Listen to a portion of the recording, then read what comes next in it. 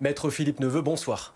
Bonsoir Valentin Doyen. Merci beaucoup d'avoir accepté notre invitation sur l'antenne de BFM d'ici.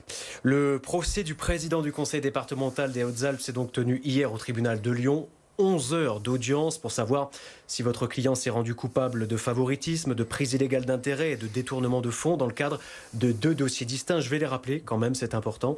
Il y en a un qui porte sur le fonctionnement du centre de gestion des Hautes-Alpes et notamment sur l'attribution de primes à 2 codirectrices. L'autre dossier visant cette fois le fonctionnement du conseil départemental et notamment l'attribution de marchés publics. Pour le procureur de Lyon, c'est clair, Jean-Marie Bernard s'est rendu coupable de ces infractions. Il requiert 15 mois d'emprisonnement avec sursis, 10 000 euros d'amende et 3 ans d'inéligibilité. Vous estimez que ces réquisitions sont trop dures? Pourquoi?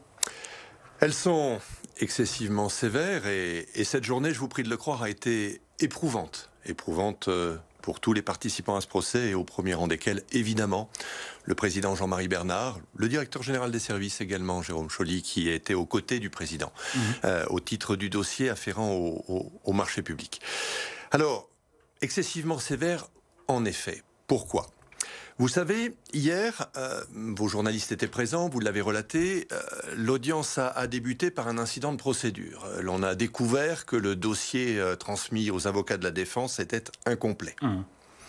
S'est posée alors une terrible alternative à l'invitation de la présidente de la juridiction. Nous avons été invités à prendre position sur la question de savoir si nous tenions le procès ce jour-là, en l'état des documents qui nous avaient été communiqués, ou si nous demandions un renvoi.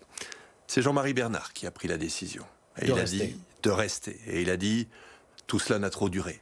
Trop d'accusations, trop d'anathèmes. Je veux en finir, je veux m'expliquer. Et donc nous avons tenu le procès. La journée a été difficile, car au-delà des personnalités publiques, au-delà des mandats, il y a des personnes. Et de quoi parle-t-on? On parle de choses graves. Détournement de fonds publics, prise illégale d'intérêt, délit de favoritisme. Ce n'est pas rien. Ce ne sont pas que des mots. Et vous savez, ces mots-là, les vrais criminels, ils s'en moquent. Mais les honnêtes gens, qui pensent avoir raisonnablement et honnêtement fait leur travail, ils ne peuvent pas demeurer indifférents. Surtout lorsque une dimension personnelle est insufflée dans la procédure. Je pense qu'on y reviendra, vous ne pourrez pas ne pas m'en parler. Alors, pour répondre à votre question, oui, des réquisitions bien trop sévères. Pourquoi ? Parce qu'en réalité, ce que nous a décrit le procureur de la République dans le cadre de son réquisitoire ne correspond ni de près, ni de loin au dossier de la procédure. Le procureur de la République, vous vous en êtes fait l'écho dans vos colonnes, a décrit une fiction, un système Bernard, un dispositif conçu, prémédité, déployé pour soustraire de l'argent public, pour détourner les règles des marchés. En réalité, cela n'existe pas. Cela n'existe même pas dans les pièces du dossier. C'est un fantasme. Et ce fantasme s'est commué en des réquisitions d'un ministère public qui voulait donner corps à des choses qui n'avaient aucune réalité. Maître Neveu, faisons un peu de chronologie si vous me le permettez. En 2019, la Chambre régionale des comptes, la CRC, a rendu un rapport sur le fonctionnement du département. Parmi les griefs de la Chambre, l'achat de clubs de golf, les remboursements de frais de déplacement, des nuits d'hôtel injustifiées ou encore la promotion de l'épouse de Jean-Marie Bernard. Pour autant, hier, il n'en a pas du tout été question. Aucune poursuite n'a été engagée à l'encontre de votre client. Certains diront que les preuves manquaient, d'autres diront au contraire que cela prouve que Jean-Marie Bernard n'a absolument rien à se reprocher. Quelle est la vérité, maître? La vérité, les preuves manquaient. Ceci, Valentin Doyen, c'est 1/5 du dossier de procédure traité hier à Lyon. C'est exactement le dossier de la Chambre régionale des comptes. D'accord. 1400 feuillets. 2,5 années, 2 années et demie d'enquête.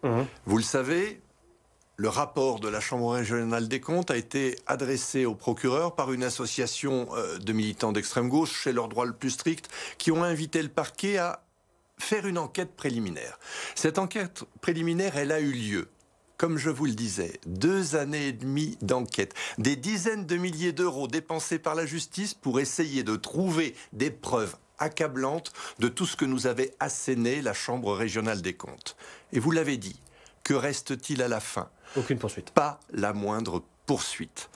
L'ensemble des suspicions de la Chambre régionale des comptes, toutes ces observations définitives, ne se sont avérées être que des calomnies.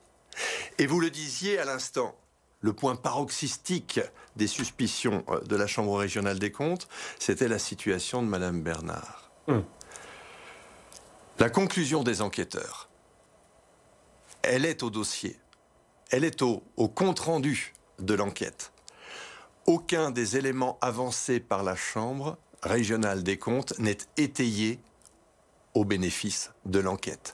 Les perquisitions ont démontré le contraire de ce que soutenait la Chambre régionale des comptes. C'est ça la réalité de ce dossier. Donc oui, je vous le confirme, nous n'en avons pas parlé, car le parquet, qui pourtant n'a pas hésité à rassembler tout ce qui pouvait l'être, la moindre brindille prétendument accablante dans ce dossier a été rassemblée pour l'audience d'hier, il n'est fait nullement mention de quelque manière que ce soit du rapport de la Chambre régionale des comptes qui a été balayé comme étant nul et non avenu.